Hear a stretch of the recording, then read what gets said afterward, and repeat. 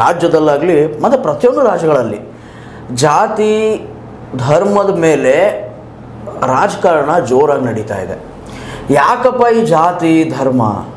ನಿಜಕ್ಕೂ ಈ ಜಾತಿ ಧರ್ಮಗಳನ್ನು ಹಿಡ್ಕೊಂಡು ಹೋದರೆ ದೇಶದಲ್ಲಿ ಸತ್ತೆಯನ್ನು ಹಿಡಿಬೋದಾ ಅಂತಂದರೆ, ರಾಜ್ಯದ ಚುಕ್ಕಾಣಿ ಇಲ್ಲಾಂದರೆ ದೇಶದ ಚುಕ್ಕಾಣಿಯನ್ನು ಹಿಡಿಬಹುದಾ? ಯಾಕೆ ಈ ಪ್ರಶ್ನೆ ಉದ್ಭವ ಆಗ್ತಾ ಇದೆ? ನಿಮ್ಮೆಲ್ಲರ ಮನಸ್ಸಿನಲ್ಲಿ ತುಂಬ ಕ್ವಶನ್ಸ್ಗಳು ಅರೈಸ್ ಆಗೇ ಆಗುತ್ತೆ. ಯಾಕೆ ನಾನು ಈ ಮಾತು ಹೇಳ್ತಾ ಇದ್ದೀನಿ? ಯಾಕೆ ಸೀತಾರಾಮ್ ಇವತ್ತು ಈ ಒಂದು ಡಿಸ್ಕಷನ್ನನ್ನು ನಿಮ್ಮ ಮುಂದೆ ಪ್ರಸ್ತುತಪಡಿಸ್ತಾ ಇದೆ? ಅದಕ್ಕೆ ಒಂದೇ ಕಾರಣ, ಇಲ್ಲಿ ಅಭಿವೃದ್ಧಿಯ ಮಾತುಗಳು ಯಾವ ಪಕ್ಷಗಳು ಆಡ್ತಾ ಇಲ್ಲ. Not BJP, neither Congress. ಇಲ್ಲಿ ಎಜುಕೇಷನ್ ಆಗಲಿ, ಇಲ್ಲಿಯ ಒಂದು ಏನಂತೀರ ನೀವು ಮೂಲಭೂತ ಸೌಕರ್ಯಗಳಿಗಾಗಲಿ ಯಾರೂ ಮಾತಾಡ್ತಾ ಇಲ್ಲ. ಮಾತಾಡ್ತಿರೋದು ಒಂದೇ, ಏನಪ್ಪ ಅಂತಂದರೆ ಧರ್ಮವನ್ನು ಹಿಡ್ಕೊಬೇಕು, ಜಾತಿಯನ್ನು ಹಿಡ್ಕೊಬೇಕು. ಯಾವ ಜಾತಿಗೆ ಯಾವ ಧರ್ಮಕ್ಕೆ ನಾವು ಬಕೆಟ್ ಹಿಡಿದ್ರೆ ನಮಗೆ ವೋಟ್ ಬ್ಯಾಂಕ್ ಸೀದಾ ಬರುತ್ತೆ. ಸೊ ಈ ಒಂದು ವಿಶೇಷ ಚರ್ಚೆಯ ಡಿಸ್ಕಷನ್ಗಾಗಿ ನಮ್ಮ ಜೊತೆಗೆ ಹಿರಿಯ ಪತ್ರಕರ್ತರಾದಂತಹ MI ಜೋತವರ್ ಸಾಹೇಬರು ಅಂತಂದರೆ ಮಲ್ಲಪ್ಪ ಈರಪ್ಪ ಜೋತವರ್ ಅವರು ನಮ್ಮ ಜೊತೆಗೆ ಇವತ್ತು ಕೂಡಿದ್ದಾರೆ. ಸರ್ ನಮಸ್ಕಾರ, ತಮಗೆ ಸ್ವಾಗತ. ಸರ್, ಅದೇ ನಾನೆಲ್ಲ ಎಕ್ಸ್ಪ್ಲೇನ್ ಮಾಡಿದ ಹಾಗೆ ನಿಜಕ್ಕೂ ಈ ದೇಶದಲ್ಲಿ ಜಾತಿ ಧರ್ಮ ಬಿಟ್ಟರೆ ವೋಟ್ ಸಿಗಲ್ವಾ? ಇಲ್ಲ, ಆ ರೀತಿಯಾಗಿ ವಾತಾವರಣ ಕ್ರಿಯೇಟ್ ಮಾಡಿದ್ದಾರೆ. ಇಲ್ಲಿ ಜನ ವಿಶೇಷವಾಗಿ ಪ್ರಜ್ಞಾವಂತರು ಇಲ್ಲಂತಲ್ಲ, ಪ್ರಜ್ಞಾವಂತರಿದ್ದಾರೆ, ತಿಳುವಳಿಕೆದವರಲ್ಲೇ. ಆದರೆ ಈ ರಾಜಕೀಯ ನಾಯಕರು ವಿಶೇಷವಾಗಿ ತಮಗೆ ಸರಳ ಹಾದಿ ಯಾವುದಪ್ಪ, ಜನರನ್ನ ಮೋಸ ಮಾಡುವಂಥದ್ದು, ಜನರಿಗೆ ದಿಶಾಗಳು ಹೆಂಗೆ ಮಾಡ್ಬೇಕು ನಾವು. ಈಗ ನೋಡ್ರಿ, ಇವ್ರಿಗೆ ಒಳ್ಳೆಯ ಉದ್ಯೋಗ ಕೊಡ್ತೀವಿ ನಾವು, ಮತ್ತೇನೋ ಕೊಡ್ತೀವಿ, ಏನೋ ಕೊಡ್ತೀವಿ, ಸೃಷ್ಟಿ ಮಾಡ್ತೀವಿ. ಹೇಳೋದು ಭಾಳ ಸುಲಭ, ಆದರೆ ಅದು ಆಗೋದು ಭಾಳ ಕಷ್ಟ ಅಂತ ಅವ್ರಿಗೆ ಗೊತ್ತದ. ಯಾಕೆ ಉದ್ಯೋಗ ಸೃಷ್ಟಿ ಮಾಡಬೇಕಾದ್ರೆ ಅದಕ್ಕೆ ಮೂಲಭೂತವಾದಂತೆಲ್ಲ ಸೌಕರ್ಯಗಳು ರೆಡಿ ಮಾಡಬೇಕು, ಅದು ಸಿಕ್ಕಾಪಟ್ಟೆ ದುಡ್ಡು ಹಾಕಬೇಕು, ಮಾಡಬೇಕು. ಅದ್ರಲ್ಲಿ ಪರ್ಸೆಂಟೇಜ್ ಇಲ್ಲ ಅಂತಲ್ಲ, ಇವು ಪರ್ಸೆಂಟೇಜ್ ಎಲ್ಲದರಲ್ಲೂ ತಗೊಳ್ತಾರೆ. ಬೆಳಗ್ಗೆ ಎದ್ದ ತಕ್ಷಣ ಟ್ವಿಟರ್ ಹ್ಯಾಂಡಲನ್ನು ನೋಡ್ಬಿಟ್ರೆ ಸಾಕಷ್ಟು ಇವು ಬರ್ತಾನೆ ಇರುತ್ತವೆ. ಅದರಲ್ಲೂ ಕೂಡ BJP ಅವರಂತೂ ಕಾಂಗ್ರೆಸ್ದವರು ಇದನ್ನು ಮಾಡಿದ್ರು, ಕಾಂಗ್ರೆಸ್ದವ್ರು ಅದನ್ನು ಮಾಡಿದ್ರು, ಆಮೇಲೆ ಫ್ರೀ ಬಿಗಳನ್ನು ಕೊಟ್ಟರು, ಆಮೇಲೆ ಇದಕ್ಕೇನಂತೀರ ನೀವು ಹಜ್ ಮಸ್ಜಿದಿಗಳನ್ನು ಮಾಡ್ತವ್ರೆ, ಅದಕ್ಕೆ ಅನುದಾನವನ್ನು release ಮಾಡ್ತವ್ರೆ.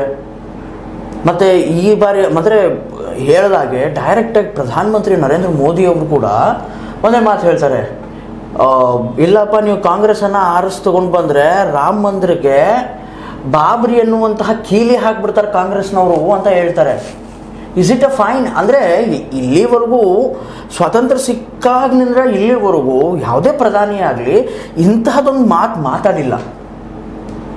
Being a prime minister of secular state, ಅವ್ರು ಈ ಮಾತನ್ನು ಮಾತಾಡೋದು ಎಷ್ಟೊಂದು ಯೋಗ್ಯ, ಎಷ್ಟೊಂದು ಶೋಭೆ.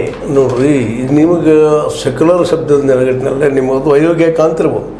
ಆದರೆ ಅವ್ರು ರಾಜಕೀಯ ಮಾಡ್ತಾ ಬಂದಿದ್ದನ್ನು ಸೆಕ್ಯುಲರ್ ವಿರೋಧವಾಗಿ ರಾಜಕೀಯ ಮಾಡ್ತಾ ಬಂದಿದ್ದಿಲ್ಲ ಇಲ್ಲಿವರೆಗೆ. ಒಂದು ವೇಳೆ ಅವ್ರು ಸೆಕ್ಯುಲರ್ ವಿರೋಧದ ರಾಜಕೀಯ ಮಾಡೋದು ಬಂದಿದ್ರೆ ಅವ್ರನ್ನ ಆಡಳಿತಕ್ಕೆ ಬರ್ತಾ ಇರಲಿಲ್ಲ ಅಂತ ಒಂದು ಅವ್ರ ಭಾವನೆ.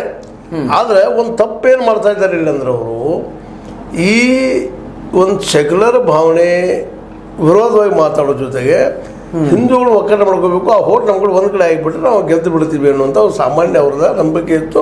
ಈಗಾಗಲೇ ಅದು ಯಶಸ್ವಿಯಾಗಿದ್ದರಿಂದ ಅವರ ಭ್ರಮಾಲೋಕದಲ್ಲಿದ್ದಾರೆ. ಯಾಕೆ ಭ್ರಮಾಲೋಕ ಅಂತಂದ್ರೆ ಇದನ್ನು ನೋಡ್ರಿ, ಬಾಬರಿ ಮಸೀದ್ ಬಿದ್ದಾಗ ಸಹಿತ BJP ಆಯ್ಕೆ ಆಗಲಿಲ್ಲ. ಇದು ನೆನ್ಪಿಟ್ಕೊಂಡ್ರು. ಯಾವ ಬಾಬರಿ ಮಸೀದ್ ಕೆಡವಿದ್ರು ಆ ಸಂದರ್ಭದಲ್ಲೂ ಸಹಿತ BJP ಆಯ್ಕೆ ಆಗಲಿಲ್ಲ. ನಂತರ ದಿನಗಳಲ್ಲೇ ಒಂದಿಷ್ಟು ಅಭಿವೃದ್ಧಿ ಬಗ್ಗೆ ಮಾತಾಡ್ತಾ ಇದ್ರು ವಾಜಪೇಯಿ ಅವರು, ಗಾಂಧೀಜಿಯವ್ರ ಬಗ್ಗೆ ಪ್ರೀತಿ ತೋರಿಸ್ತಾ ಇದ್ರು, ನೆಹರೂಜಿಯವ್ರ ಬಗ್ಗೆ ಪ್ರೀತಿ ತೋರಿಸ್ತಾ ಇದ್ರು. ಅವ್ರ ಮಾತುಗಳು ನಾವು ನೋಡಿದ್ರೆ ಸ್ವದೇಶ್ ಮೂವ್ಮೆಂಟ್ ನಾನು ತರ್ತೀನಿ, ನನ್ನ ಆಡಳಿತ ಬಂದ್ರು ಅಂತ ಹೇಳ್ತಾ ಇದ್ರು. ಈ ಎಲ್ಲ ನೆಲೆಯಲ್ಲಿ ಸ್ವಲ್ಪ ಜನ ನಂಬಲಿಕ್ಕೆ ಶುರು ಮಾಡಿದ್ರು. ಅವ್ರನ್ನ ನಂಬಿ ಅವ್ರ ಶಿಷ್ಟೇನೋ ಅವ್ರಿಗೆ ಬಹುಮತ ಕೊಟ್ಟಂಗಾಯ್ತು, ಸ್ವಲ್ಪ ದಿವಸ ಆಳಿದ್ರು ಅವ್ರು, ಇಲ್ಲಂತಲ್ಲ. ಅದಕ್ಕೆ ಕಾರಣ ಅಂದರೆ ಬಾಬರಿ ಮಸೀದ್ ಅಲ್ಲ, ರಾಮ ಮಂದಿರೂ ಅಲ್ಲ, 370 ಅಲ್ಲ, ಅವರು ಜನಪರವಾದಂಥ ಅಲ್ಲಲ್ಲ 370 ಆದರೂ ಕೂಡ ಅದರಲ್ಲಿ ಪಾರ್ಟ್ A ಅಷ್ಟೇ ಕ್ಯಾನ್ಸಲ್ ಮಾಡಿರೋದು, ಪಾರ್ಟ್ B ಇನ್ನೂ ಹಂಗೆ ಐತೆ. ಅದಾಯ್ತು ಸತ್ಯ. ಆದ್ರೆ ಜನರಿಗೆ ಭ್ರಮ ಹುಟ್ಟಿಸೋದು ಕೆಲಸ ಸಾಕಷ್ಟು ಮಾಡಿದ್ರು, ಅವ್ರು ಯಶಸ್ವಿಯಾಗಿರಲಿಲ್ಲ. ಅದಕ್ಕೆ 2014 ಶೈನಿಂಗ್ ಇಂಡಿಯಾ ಜೋರ್ದಾರ್ ಪ್ರಚಾರ ಮಾಡಿದ್ರು ಗೆಲ್ಲಕ್ಕಾಗಲಿಲ್ಲ ಅವ್ರಿಗೆ. ಇನ್ನೂ ಸೂಕ್ಷ್ಮ ಅರ್ಥ ಮಾಡ್ಕೋಬೇಕಾಗ್ತದೆ. ಇದು 2014 ಇವ್ರು ಏನೇನು ಕೊಟ್ಟರು ಆಶ್ವಾಸನೆಗಳನ್ನ, ಅಭಿವೃದ್ಧಿ ತರ್ತೀವಿ, ವರ್ಷಕ್ಕೆ 2 ಕೋಟಿ ಉದ್ಯೋಗ ಕೊಡ್ತೀವಿ, ಮತ್ತು ಇದು ಬ್ಲ್ಯಾಕ್ ಮನಿಯನ್ನು ಹಿಡಿದು ತೊಗೊಂಬರ್ತೀವಿ, ಪ್ರತಿಯೊಬ್ಬರು 15 ಲಕ್ಷ ಆಗ್ತೀವಿ ಅಂತಂದ್ರು. ಅದನ್ನು ಇವ್ರು ತಂದು ಬಂದು ಅದು ಮಾಡಲಿಕ್ಕೆ ಆಗಲಿಲ್ಲ ಇಲ್ಲಿವರೆಗೆ.